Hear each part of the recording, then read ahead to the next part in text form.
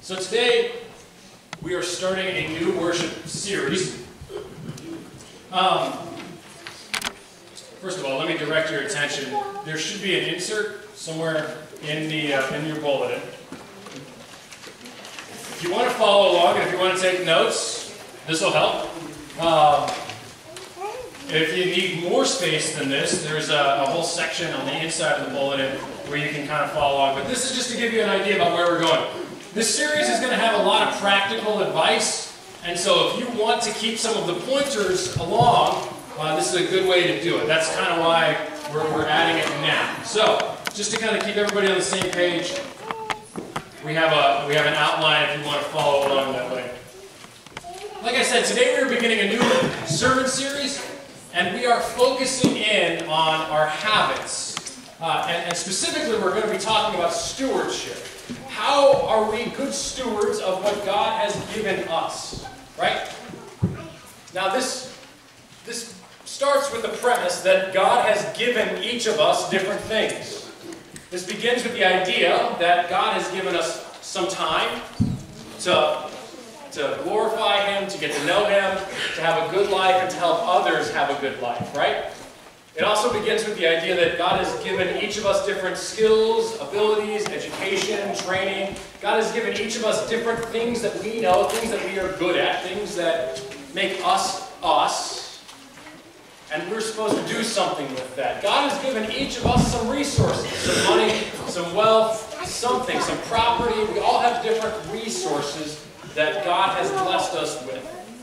And God has given us a spiritual life that each of us is supposed to grow. Now, when we were talking about this, or when we were thinking about this series, the idea of harvest came out. One, because it is harvest time. My allergies are telling me it is harvest time. I can tell that much. But two, it's because harvest is the result of months of work. Right? Harvest began, or truly, it began weeks and months ago when the farmers planted their seeds in their fields and prepped the fields themselves. And then they did the work for weeks and months to help the fields and hope the fields grew so that they would bear fruit out of their seeds. Stewardship is a lot like planting seeds. You develop these habits, you develop these abilities, you practice and you hone what God has given you, the seeds God has offered us, and we try to grow them so that we have more to offer. Stewardship is not simply about giving more to the church. I know stewardship as a word has kind of become code in church, right? This is the series where I'm supposed to like turn you upside down by your ankles and shake. That's church for stewardship, right? Like that's what we mean. I'm just supposed to shake you down for more money. Stewardship is not about giving more to the church. Stewardship is about taking what God has given each of us so that we can live a more abundant life and so that we can help others live a more abundant life. Stewardship is not about giving more to the church. Stewardship is about taking what God has given us so that we can live a more abundant life and so that so that we can help others live a more abundant life. So we're going to start today by talking about time. But before we get to, I don't want to get ahead of myself. I have two rules. Wow, I'm a little scattered this morning. Two rules for this series, okay? Stewardship is one of those, like we're going to start getting into some uncomfortable places. I'm going to be stepping on toes all month. So wear your boots. Everybody's starting to get nervous now. Wear your boots, because I'm going to be stepping on toes, including my own. So here's what I mean by this. Rule number one. Turn to your neighbor and tell them you're not perfect. I'm not perfect either. Did anybody not say that? I'm seeing people throw their spouse under the bus now. She didn't say it. Here's why I want to highlight that. We're going to talk about your time. We're going to talk about your money. We're going to talk about your spiritual lives. And we're going to get really uncomfortable and really insecure about it, right? Because we're going to hear things that we already know. We're going to hear ideas that we've heard before, and we know we should do these things, and we don't. Nobody is perfect. Nobody has all of this figured out. It is okay to be imperfect here. In fact, I would bet that's why a lot of us are here, because we are not perfect. And because we want life to make just a little bit more sense. That's why we're here today. So, rule 1, it's okay to be imperfect. Okay? Rule 2, you are not competing with anybody else here in stewardship. You are only competing with yourself. We are not called to give the same amount of money, or time, or talent, or spirituality to the church. Right? Just as an example, nowhere in the Bible does it say you have to give $1,000 to be a Christian. Because for some people, $1,000 would completely break them. And for other people, they wouldn't even notice that. It is not about equal giving. Stewardship is not about equal giving. Stewardship is about equal sacrifice. Stewardship is not about equal giving. Stewardship is about equal sacrifice. Okay? And it's important to know that. Because when we talk about time, we're going to know people who are better with their time than we are. And we're going to want to compete with them. And we're going to get really discouraged when we think, I'm not as good at this as somebody else. You're not competing with anybody but yourself. Okay, so those are the 2 rules I have. It's okay to be imperfect. You're not competing with anybody but yourself. Okay? Alright, now with that being said, I'm going to go ahead and pray. And we will get started. So we pray with me. Lord, may the words of my mouth and the meditations of our hearts be found holy, pleasing, and acceptable before you, our rock and our redeemer. We pray all this in your Son's holy and gracious name, Christ above. Amen. I want to begin with time. And I want to begin with time today for a couple of different reasons. First of all, I think that time is the most precious and valuable resource God has given us. You and I can earn more money, right? We can leave our job and earn more money somewhere else. We can move and find another market. We can do something else and make more money. We can go back to school and learn new skills. And we can spend a lot of time developing our spiritual lives and grow closer with that. But one thing you and I cannot do is add more hours to a day. Right? Some of us make more money than each other. Some of us have more education than each other. Some of us are more spiritual than each other. But we all have the same 24 hours in a day. We all have the same 7 days in a week, and we all have the same 52 weeks in a year. Time is the most precious thing God has given you and I to be stewards of. Because we all have the same limited amount of it. And here's the scary part. We don't know how much we have, right? We all get the same 24 hours in a day, but we have no idea how many days we get. That variable, that unknown, makes time all the more valuable. Time is the most valuable resource God has given us. The other reason I really want to talk about time, first of all, is because a lot of the habits and a lot of the things I'm going to say about time will apply elsewhere. I'm going to give you 3 things today that I think will help you gain control of your schedule. Instead of your schedule controlling you. Does anybody else feel that way? You wake up, your day runs you, not you run your day, that kind of thing? Can I see some hands? I see, okay, good. I see a couple people shaking their head. It's okay to respond. I'm not asking just hypothetical questions. My hope is that we come away from this with a better understanding of how to control our day, our schedule, and our calendar, rather than our day, our schedule, and our calendar controlling us. Right?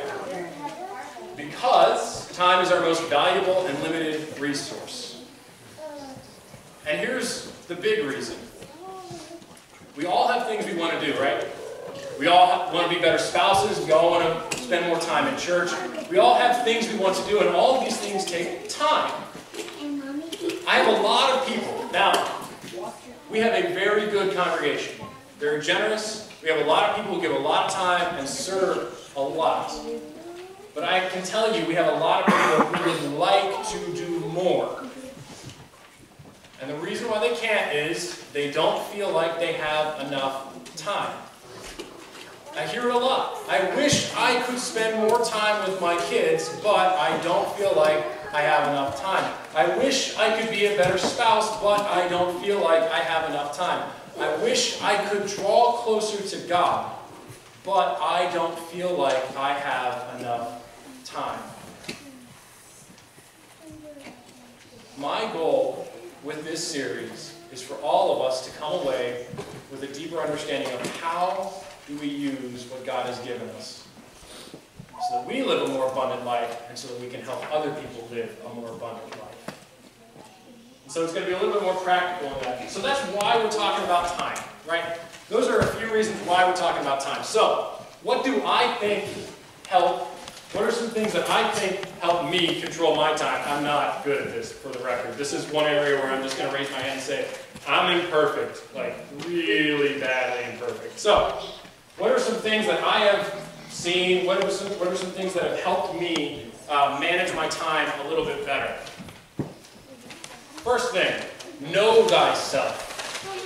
You need to know who you are. In Ecclesiastes, Solomon spends 8 verses outlining the fact that life comes with seasons, right? There's a time to be born, and there's a time to die. There's a season of growing, and then there's a season of planting. There's a season for harvest. There's a season for love, and there's a season for mourning. There's a season for health, and there's a season for illness. There's a season for peace, and there's a season for conflict. We are all at different seasons of life. And you need to know which season you are in. Right? Especially when it comes to time. Now, it seems to be a little bit different here. Because I always thought when you got retired, you had more free time. And everybody I talk to here seems to think that's not the case. So, I can't speak to that too much because I'm not retired yet. But what I can say is, we always seem to think we'll have more time later. And so we keep putting things off. We always seem to think that we'll have more time. And we forget where we are at. We forget what season of life we're in, and we're too busy trying to do too many things. So here's what I mean by that. When I was in high school, I absolutely knew that was the busiest I was ever going to be. Stop laughing, I haven't gotten there yet. I knew that was the busiest I was ever going to be. Between classes and homework and tennis and a part-time job and my youth group, this is the busiest I will ever be. So when I got to college, I knew full well it was just going to be easier, right? I was going to have more time. Life was going to slow down a little bit. And then I got to college. And it got faster. And I lost track of time all the more. I couldn't keep up with my classes, my homework, job. I couldn't keep up with everything that life was throwing at me. And then it got worse in seminary. I go to graduate school and it's flying by. It's going even faster than it did in college. And you can see where this is going. I became a pastor, and wouldn't you know it, my days seemed to get shorter and shorter and shorter. And here's the scary part. I was having this conversation with Joe Woods a couple months ago. Here's the scary part. I'm not even married yet. Like, I don't have a wife who wants to spend time with me. I don't have kids who have soccer games that I have to go to, right? Like, I don't have other things pulling on me. So here's the thing. I feel like I don't have time right now, and I know it gets worse. So that's fun. You need to know which season you are in, and you need to know it honestly. If you are just starting a family, you need to spend time in that family, building it. If you are just starting a new career, you need to spend time investing in that. If you are starting school, you need to spend time investing in that. That is your season. And if you are trying, if you are in a season of spiritual growth where you want to draw closer with God, you need to spend time in that season. You need to know where you are at and not look at everyone else, right? It is easy for us to look across the pew and see someone else we know spend a lot of time in the church. And we would love to spend as much time as they do here. But we got kids. We got jobs. We got all kinds of stuff that takes our time. And it's okay. We are all at different seasons of life. You need to know which one you are at. I'm going to need a volunteer for this next one. So I need somebody to come on up. Don't everybody rush at once. Trenton, you're more than welcome to. Ask him to help out with one thing, and now the kid's everywhere. All right, I don't need you to sit. Here's what I need you to do. I want you to try to pick up the chair. No. Say that. Try to pick up the chair. Just try to pick it up. You're still, no. You're picking it up. Just try to pick it up. That's about as good as you can. Thank you. You can go sit down now. That was kind of mean, I know. I'm not picking on it. We love to give ourselves credit with the best of intentions for trying things, don't we? Here's the thing. When it comes especially to time, there is no trying. Do or do not. There is no try when it comes to your time. Either you manage it well, or you don't. And here's the problem with that. Here's why I want to highlight this so much. We give ourselves credit for intending to do better, right? I'm trying to lose weight, so it's okay for me to have that cookie. Right? I've gone to church more. I'm trying to be a better Christian, so I don't need to read the Bible today because I went to church yesterday. Right? I'm trying to spend more time with my family, so it's okay for me to binge watch Netflix today. Or it's okay for me to catch up on my shows. I am trying, so it's okay for me to cheat a little bit. That's the problem when we give ourselves credit for the intention instead of the actual result. We undermine so much of ourselves when we allow trying to count as doing. There's a parable that Jesus teaches in Luke 13. In the parable, Jesus talks about a vineyard owner, somebody who has a lot of land and a lot of grapes, essentially.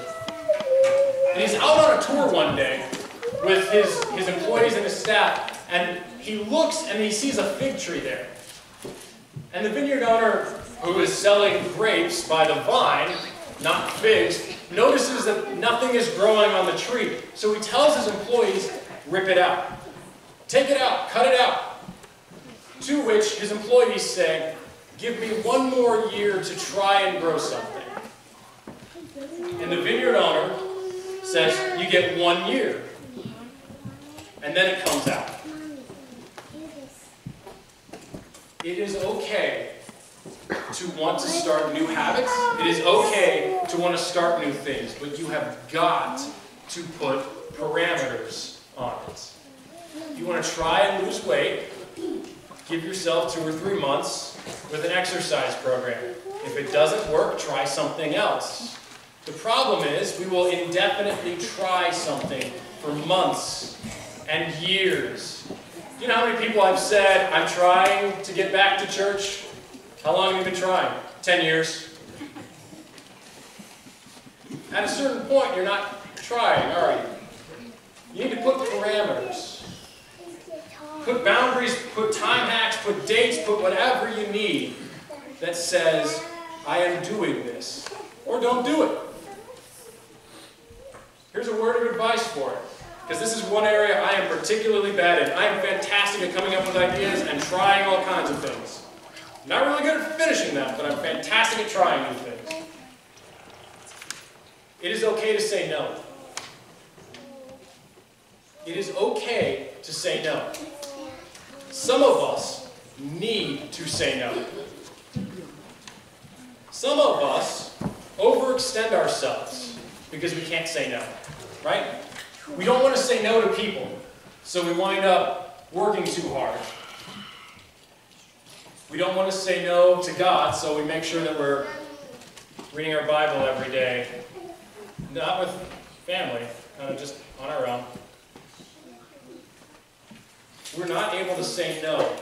And so we wind up doing 17 things at once. Studies have shown people are not good at multitasking. I know everybody wants to think they're the exception. Everybody wants to think, I'm super productive, right? I can get everything. You heard my story about building the table, right? The table that's supposed to take 2 days took 5 days, right? We always like to think that we're more productive than we actually are. I would love to think that I could call my girlfriend while writing my sermon, while mowing my lawn. Right? That's an effective Saturday morning right there. That's what that is. Can't do it. It is okay to say no. A lot of us need to say no. And here's why. Sometimes we overspend our time and our energy because we do not have faith that God will provide. We are unwilling to take days off because we do not think that God can take care of it. Right? We can't miss work.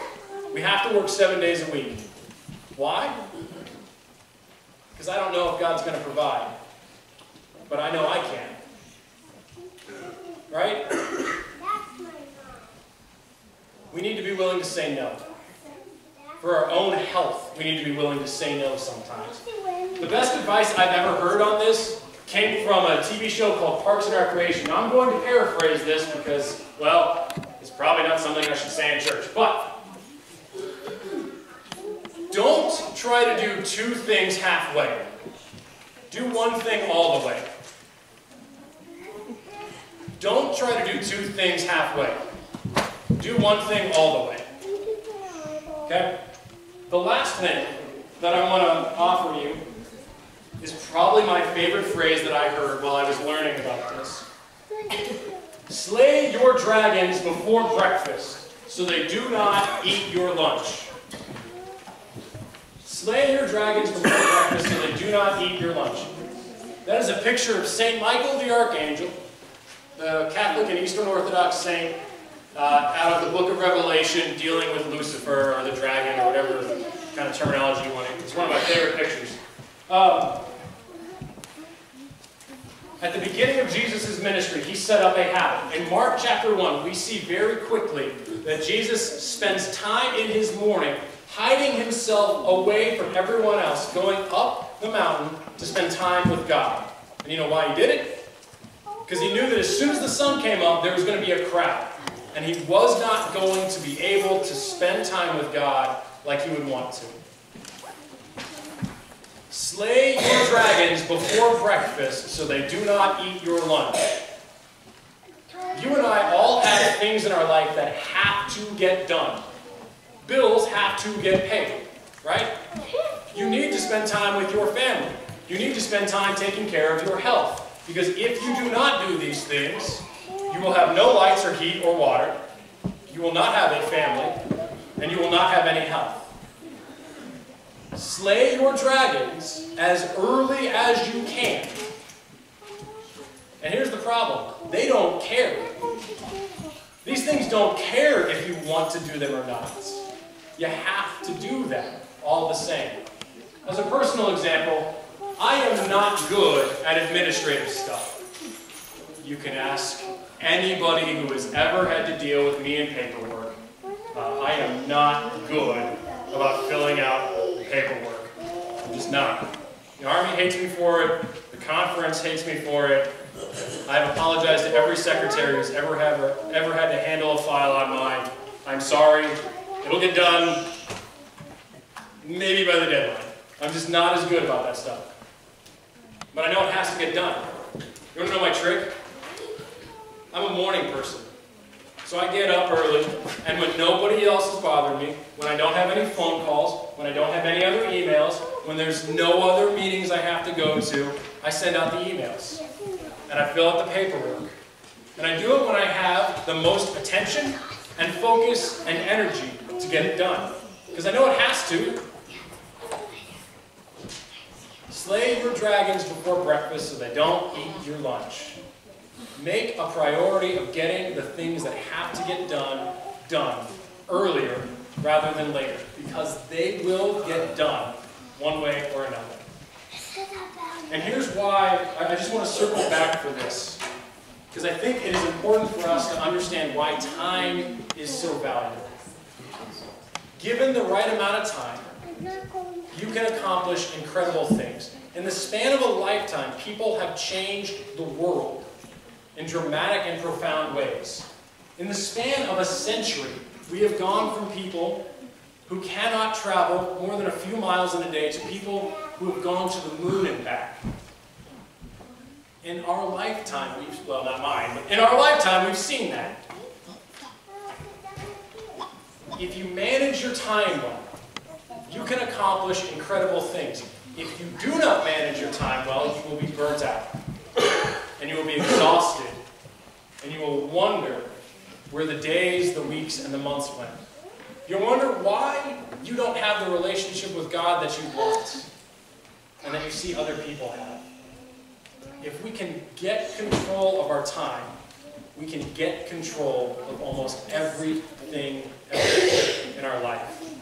And we are called to be good stewards of everything. Our money, our education, our families, and even our time. Because that is one of the things God gave us to help other people live an abundant life and to help us live an abundant life. Amen. Will you pray with me? Holy God, we come before you thankful for the time that you've offered us. Thankful for the time and relationship we have with you. Thankful for the time we have to worship you. God, help us this day to be more mindful about the way we handle the 24 hours you've given us each day. Help us to live with intention, that we might better understand all that you have for us and give time where you've called us to. And help us, Father, to focus our energy and our effort and our attention on what really matters, instead of spreading ourselves out so much that we can't do anything well. Help us to live the life you've called us to. We pray all this in your Son's holy and gracious name, Christ above. Amen.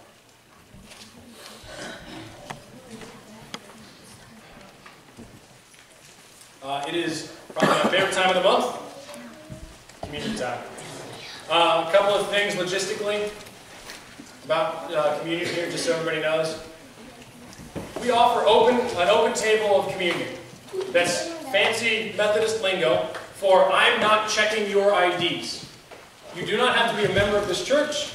You don't have to be a member at a Methodist church in general. I'm not checking any of that stuff. If you want to know Christ, or if you want to reconnect with Christ, you are welcome at this table. That's what open table communion means, in a nutshell. Logistically speaking, we practice by intinction. That means that you'll rip off a piece of the bread, dip it in the cup, and take that all at once. If you want to pause and pray at the rail, you are welcome to. I would invite all of us into an atmosphere, to a mindset, to a heart of prayer. Because this is not something to be taken lightly. This is something sacred. Something set apart. Something holy.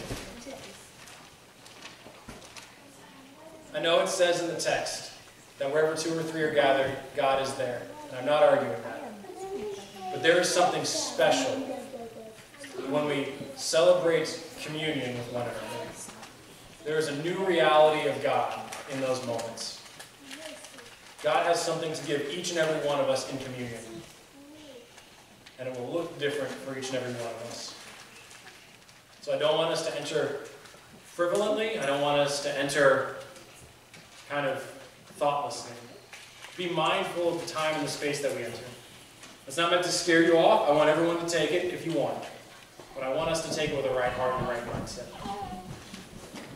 So with that being said, let us prepare to celebrate communion. For in the same way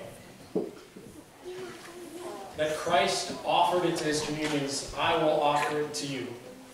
on the night on which Christ was betrayed, he was having dinner with his best friends.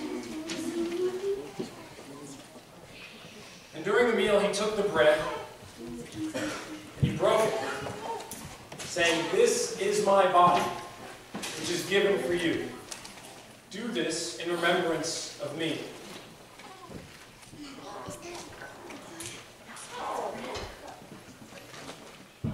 Likewise, after the meal, he took the cup. And after giving thanks, he said, "This is the cup of the new covenant. This is my blood, which is poured out for the righteousness of many. Do this in remembrance of me." If the communion stewards would come forward.